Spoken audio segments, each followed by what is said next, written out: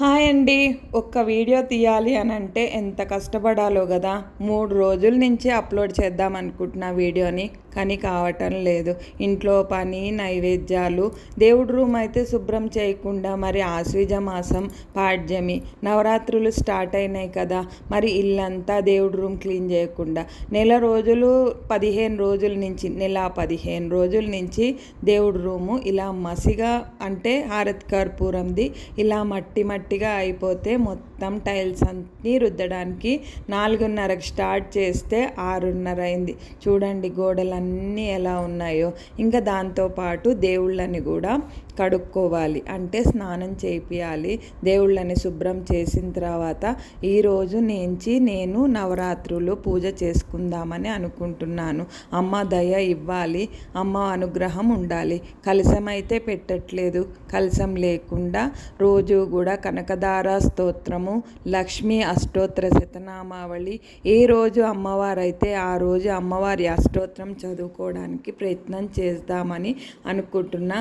లలితా సహస్రనామం అయితే రోజుకి పొద్దున్నే చదువుకుంటున్నాను. లలితా సహస్రనామం చదువుకోవడానికి కొంతమంది అయితే భయపడతారు, కానీ అలా ఏమీ అక్కర్లేదు. రాని వాళ్ళు కూడా ఏమీ భయపడక్కర్లేదు. ఒక్క మాట అమ్మ శ్రీమాత్రై నమః అనుకున్నా కూడా సరిపోతుంది. మనము అనుమానాలు పెట్టుకొని ఎప్పుడూ కూడా ఏది చెయ్యకూడదు. నాకైతే ఈరోజు 2 అయిపోయింది పూజ అయ్యేసరికి, కానీ నేను ఈ వీడియో అయితే 3 డేస్ది వీడియో నేను చెప్తున్న వాయిస్, కానీ నేను ఫస్ట్ డేనే పెడదామనుకున్న బాలా త్రిపుర సుందరి అవతారం రోజు, కానీ 2 రోజుల నుంచి అసలు పని ఎక్కువైపోయి వీడియో షూటింగ్లు, మళ్ళీ పూజ కూడా ఎక్కువే ఉంది నాకు చదువుకునేవి. ఈ టైల్స్ అయితే రుద్దేది నేను ఒక సోపు, అంటే బాడీ వాష్ ఒకటి తీసుకున్నాను. అది నేను రుద్దుకుంటే నాకు పడలేదు, అందుకని ఆ బాడీ వాష్ నాకు ఇలా టైల్స్ రుద్దుకోవడానికి ఉపయోగపడ్డది. ఇంకొకటి నేను ఒక స్క్రబ్ కూడా చూపించాను, ఇంకా ముందు ఎప్పుడన్నా చూపిస్తాను. ఆ స్క్రబ్ వేసి రుద్దితే మంచిగా తెల్లగా అయిపోయింది. మొత్తం అంతా కూడా అసలు ఇల్లు మొత్తం వాష్ చేసి కొత్తగా కట్టామా ఈ టైల్స్ అన్నట్టుగా తయారు చేశాను నేను. మరి ఇప్పుడు మనకి పూజ చేసుకునేటప్పుడు మనం ఎలా స్నానం చేసి చేసుకుంటామో, మరి అమ్మవారిని కూడా అలాగే నీట్గా పెడితేనే కదా అమ్మవారు మన దగ్గరికి వచ్చి కూర్చునేది. మనం అలాగే పరిశుద్ధంగా మన మనసు ఉన్నట్టే అమ్మవారిని కూడా మనం అలాగే ఆహ్వానిస్తే అమ్మవారు కూడా అలాగే అక్కడ ఉంటారు, మనల్ని ఆశీర్వదించి మనకైతే తోడు నీడగా ఉంటారు. మరి మీరేమంటారు? అమ్మవారిని ఇలా మనం చేసుకోవటం మన అదృష్టమని నేను అనుకుంటున్నా. ఈ నవరాత్రులు అంటే 3 నవరాత్రులు వస్తాయి. వారాహి నవరాత్రులు, మళ్ళీ శరన్నవరాత్రులు, వసంత నవరాత్రులు. 3 నవరాత్రులలో కూడా ఈసారి ఈ నవరాత్రులు అయితే చాలా ప్రత్యేకమైనవి. ఇంకొకటి మనకి బతుకమ్మలు కూడా ఉంటాయి. బతుకమ్మ కూడా చాలా విశేషం. రోజుకు ఒక రోజుగా, అంటే గౌరమ్మే బతుకమ్మ. మనం నవరాత్రులు ఎలా చేస్తామో బతుకమ్మ కూడా అలాగే. ఇప్పుడు మనం బతుకమ్మ గురించి కొన్ని తెలుసుకుందాం. 9 రోజులు 9 తీరులు. మొదటి రోజు ఎంగిలి పూల బతుకమ్మ, రెండో రోజు అటుకుల బతుకమ్మ, అంటే అటుకులు బెల్లాన్ని ఫలహారంగా తీసుకెళ్తారు. మూడవ రోజు ముద్దపప్పు బతుకమ్మ, ముద్దపప్పు పలహారంగా తీసుకెళ్తారు. 4వ రోజు, అంటే మనము ఎలా అయితే నవరాత్రులు చేసుకుంటున్నామో అలాగే ఇక్కడ కూడా బతుకమ్మ అంటే గౌరమ్మ. బియ్యము బతుకమ్మ, పాలు బెల్లం నానబెట్టిన బియ్యంతో నైవేద్యం చేస్తారు. 5వ రోజు అట్ల బతుకమ్మ, ఉప్పుడు బియ్యంను అట్లుగా చేసి నైవేద్యం సమర్పిస్తారు. 6వ రోజు అలిగిన బతుకమ్మ, అర్రెము. ఈరోజు అలిగిన బతుకమ్మగా చూస్తారు, ఎలాంటి నైవేద్యము పెట్టరు. 7వ రోజు వేపకాయ బతుకమ్మ, సకినాల పిండిని వేపకాయల రూపంలో చేసి నైవేద్యం సమర్పిస్తారు. 8వ రోజు వెన్నె ముద్ద బతుకమ్మ, నువ్వులు వెన్నె బెల్లము కలిపి పలహారం చేస్తారు. 9వ రోజు సద్దుల బతుకమ్మ, అన్ని రకాల పలహారాలు చేసి నైవేద్యంగా పెడతారు. ఇలా బతుకమ్మ కూడా ఆన్వాయితీగా ఉన్న వాళ్ళందరూ బతుకమ్మగా పేర్చి అంటే పూలన్నీ తెచ్చి గౌరమ్మ మధ్యలో ఉంచి అమ్మవారిని అలంకరించుకోవటం తెలంగాణలో రంగరంగ వైభవంగా జరిగే పండుగ. నవరాత్రులతో పాటు మనం ఈ బతుకమ్మను కూడా జరుపుకుంటాం. మనం బతుకమ్మలు కూడా ఆడతాం. అమ్మవారిని తీసుకెళ్ళి నీళ్ళల్లో నిమజ్జనం చేస్తాం. చాలా ఆనందంగా సంతోషంగా కొత్త కొత్త బట్టలు వేసుకొని గాజులు మంచిగా అలంకారం చేసుకొని అమ్మవారి ముందు మనం ఇలా చేయడం ఎంతో ఆనందదాయకం. మా దేవుడి గది అయితే తుడవడం టైల్స్ అన్నీ అయిపోయినాయి. మరి ఇప్పుడు నేను అఖండ దీపం పెట్టుకుంటున్నానని చెప్పా కదా, ఇలా పద్మం వేసుకొని ఉప్పులో, అంటే అవి బియ్యం అనుకుంటారని నేను చెప్తున్నాను, అవి బియ్యం కాదు, ఉప్పులో ఒక 2 మామిడాకుమ్మలు, అంటే మామిడాకులు మనకి శుభ సూచికం కదా.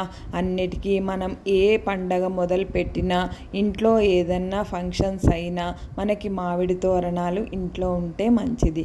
ఇక్కడ నేను నువ్వుల నూనె అంటే పంచతైలం వాడాను అమ్మవారికి అఖండ దీపారాధనకి. మీ శక్తి కొలది అమ్మవారికి ఆవు నెయ్యితో కూడా పెట్టుకోవచ్చు.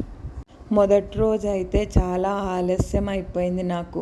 కానీ నేనైతే మనసు ప్రశాంతంగా మనసు సిమితంతో అయితే దేవుళ్ళన్నీ కడుక్కొని విగ్రహాలన్నీ కడుక్కొని, ఇంట్లో శివయ్య ఉన్నాడు, ఆయనని కూడా నేను నీళ్ళల్లో పెట్టుకోవడం నాకు అలవాటు. అంటే నేను అంతకుముందు ఒక వీడియోలో చెప్పాను, నాకు రోజు కూడా అలా నీళ్ళల్లో పెట్టుకోవడమే అలవాటు. రోజు కూడా ఆ నీళ్లు మారుస్తూ ఉంటాను నేను. ఎప్పుడైనా సరే మనం ఒత్తులు వేసుకునే ముందు ఒత్తి ముందు వేయకుండా నూనె వేసుకుంటే చాలా మంచిది. నూనె వేసుకున్న తర్వాత ఒత్తులు వేస్తే మంచిది. అంటే మనం ఖాళీ పాత్రలో ఏది వేయకూడదు అని అర్థం. ఇక్కడ మా గార్డెనింగ్ చూపిస్తున్నాను.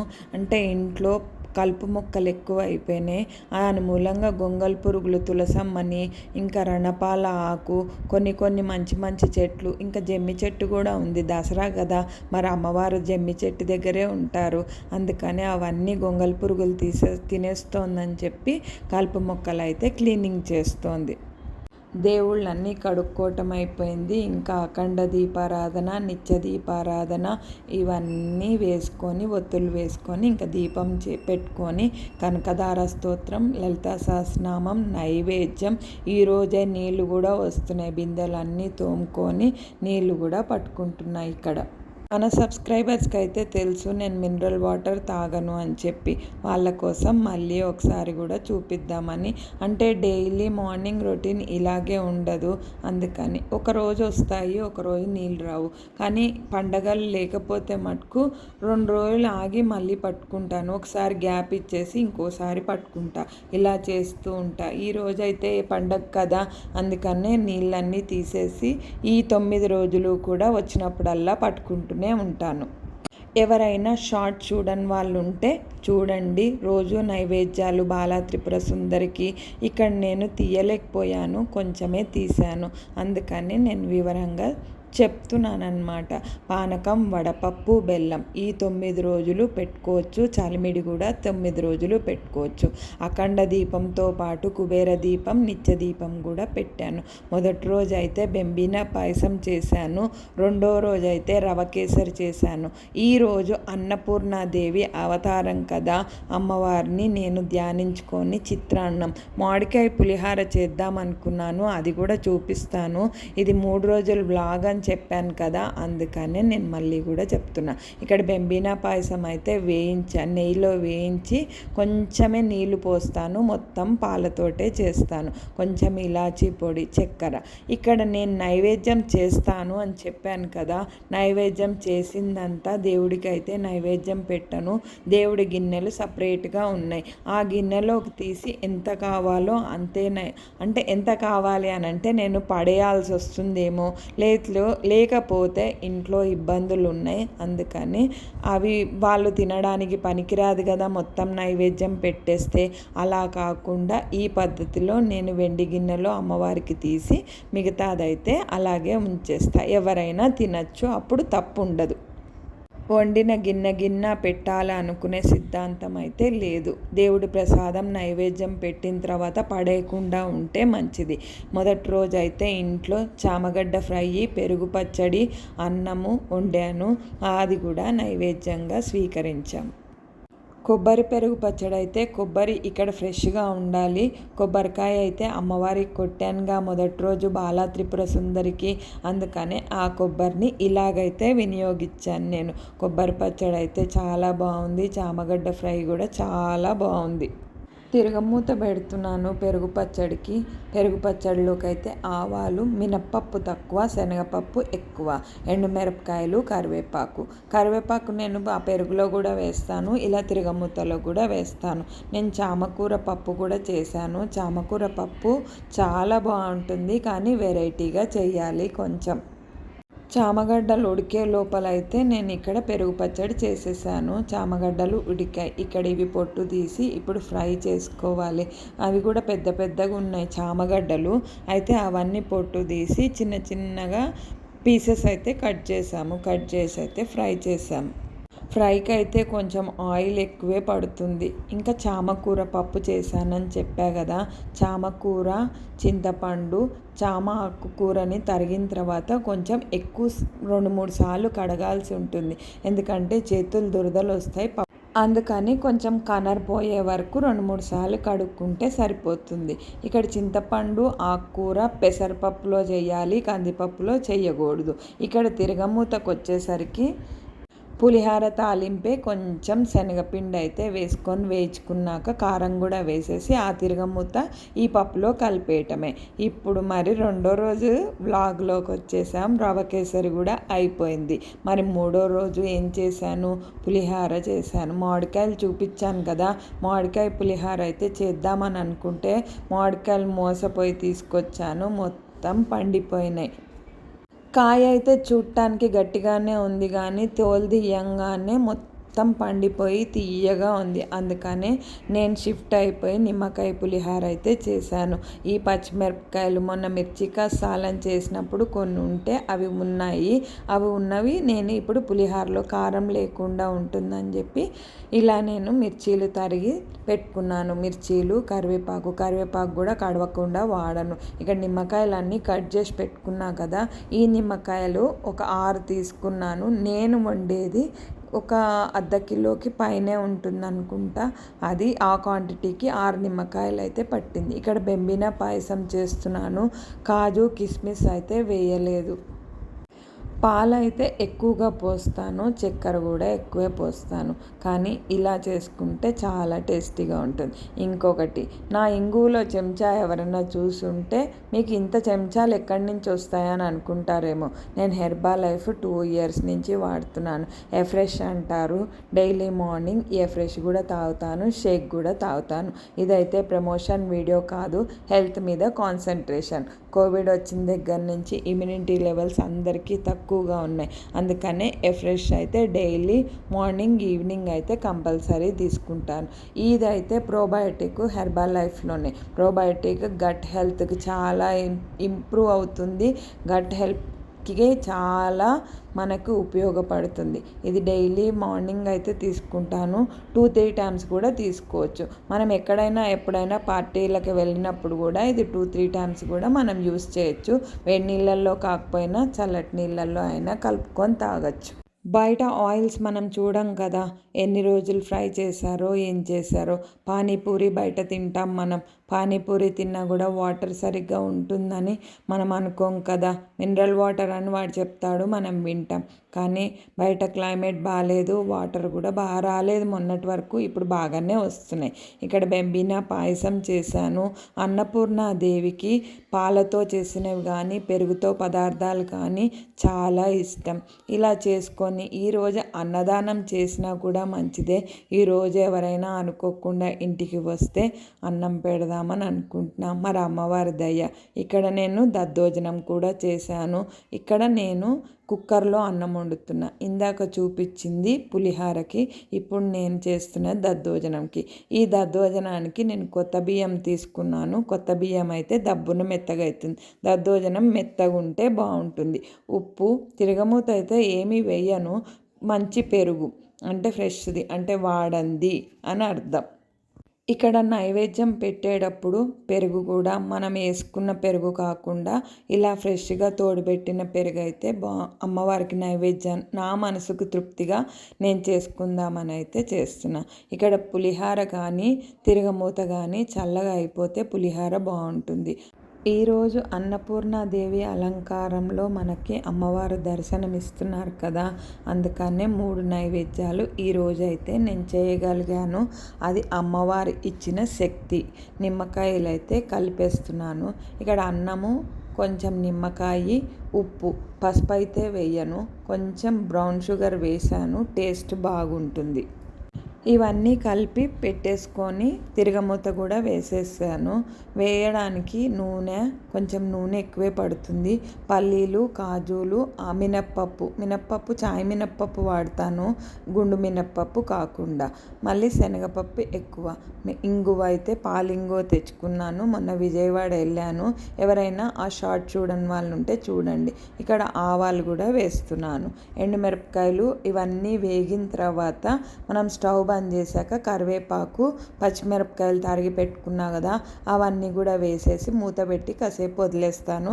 అవంతా చల్లగా అయిన తర్వాత పులిహారలో కలిపితే మనకి తాలింపు అనేది మెత్తబడదు. ఇది ఒక టిప్.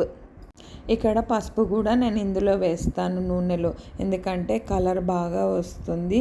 పులిహారకి రంగే ఇంపార్టెంట్, తిరగమూత మెయిన్ ఇంపార్టెంట్. తిరగమూత బాగాలేకపోతే పులిహార అంతా కూడా పోతుంది. పులిహార ఏ పండగకైనా పులిహార చాలా ఇంపార్టెంట్. మరి నేను చేసే పులిహార అయితే మా ఇంట్లో చాలా ఇష్టం. నిమ్మకాయ పులిహార కానీ, చింతపండు కానీ, మామిడికాయ పులిహార కానీ చాలా చాలా టేస్టీగా ఉంటుంది.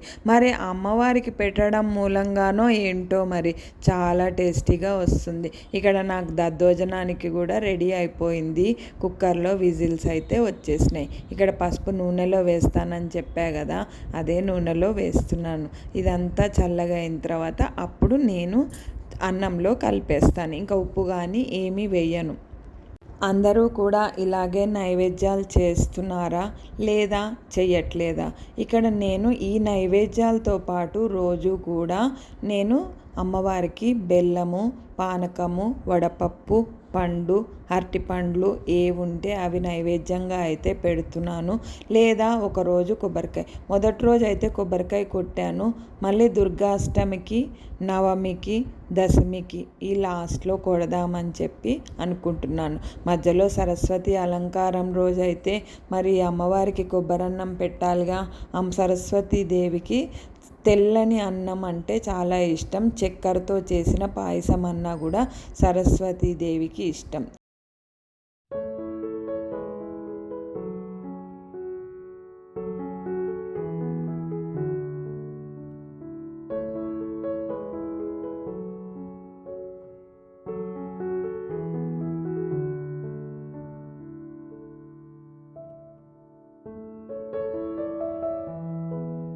తిరగమూత పెట్టేసి నేను పూజకైతే వెళ్ళిపోయాను. పూజ చేసుకొని వచ్చేసరికి తిరగమూత, అన్నం కూడా చల్లగా అయిపోయినాయి. ఇప్పుడైతే ఇంకా కలిపేస్తున్నాను తిరగమూతని. మీరు కూడా చూడండి. వేడిగా అయితే లేదు, అందుకనే మీకు పట్టుకొని చూపిస్తున్నా. ఇప్పుడు చేత్తో కలుపుతా. ఇక్కడ దద్దోజనానికి కూడా అన్నం మెత్తగా అయిపోయింది. పెరుగు, ఉప్పు, పచ్చిమిరపకాయలు, కరివేపాకు వేసి అయితే దద్దోజనం రెడీ చేసేసాను. మీకు ఎవరికైనా డౌట్ ఉందా దేవుడి గుళ్ళల్లో ప్రసాదాలు ఎంత టేస్ట్గా వస్తాయని? మనం ఇలా ఇంట్లో కూడా ఒక్కసారి దేవుడికి నైవేద్యం పెట్టినప్పుడు చూడండి, ఆ నైవేద్యాలు కూడా ఎంత టేస్ట్గా ఉంటాయో. అంటే నేను అది రియల్గా నేను అనుభవించి నేను మీకు చెప్తున్నా. మామూలుగా వండినప్పటికీ అమ్మవారికి నైవేద్యం పెట్టి మనం ఇలా తిన్నప్పుడు మీరు కూడా ఒకసారి అబ్జర్వ్ చేయండి, చాలా టేస్టీగా ఉంటుంది. ఇక్కడ దద్దోజనానికి ఉప్పు వేసాను, పెరుగు అవి కూడా వేసేసి రెడీ చేసుకున్నా. ఇక్కడ అన్నంలో పులిహారకి తిరగమూత వేసాను కదా, అది మొత్తం కలిపేసి ఇంకా అమ్మవారికి నైవేద్యం పెట్టడమే. అమ్మవారికి విడిగా తీసి నైవేద్యం పెడతాను, ఎందుకంటే మొత్తం పెట్టను. ఇంట్లో ఇబ్బందులు ఉన్నా లేదు, ఇంటికి ఎవరైనా వచ్చిన వాళ్ళకి పెట్టాలన్నా కూడా మనం అమ్మవారికి పెట్టింది ఇంట్లో వాళ్ళు మటుకే తినాలి అని నా ఉద్దేశం. అందరినీ ఇలాగే చేయమని నేను చెప్పట్లేదు. ఇక్కడ నేను విడిగా పులిహార, కొంచెం పాయసం, కొంచెం దద్దోజనం అయితే అమ్మవారికి విడిగా తీసుకొని నేనైతే నైవేద్యం పెట్టేశాను. ఇంకా శనివారం కదా, దబదబా పూజ ముగించుకొని నేనైతే ఈరోజు గుడికి కూడా వెళ్ళాను. ఆ షార్ట్లో అప్లోడ్ చేస్తాను. ఎవరైనా చూడని వాళ్ళు ఉంటే షార్ట్ చూసేసేయండి. గుళ్ళో కూడా మాకు ఆ గుళ్ళో మా వెంకటేశ్వర స్వామి గుళ్ళో ప్రసాదం ఉంటుంది. అసలు అదృష్టం ఉండాలి గుళ్ళో ప్రసాదం తినాలి అని అంటే. అక్కడ దబ్బున నైవేద్యం పెట్టేసి నేనైతే గుడికి వెళ్ళేసి వచ్చిన తర్వాత నేను షార్ట్స్, ఈ వీడియోలు ఇవన్నీ అప్లోడ్ చేస్తున్నాను. మరి మీరేం చేస్తున్నారో కూడా కామెంట్ చేయండి. నెక్స్ట్ బ్లాగ్తో మళ్ళీ కలుస్తాను. బాయ్. సబ్స్క్రైబ్ చేసుకోండి. Thank you.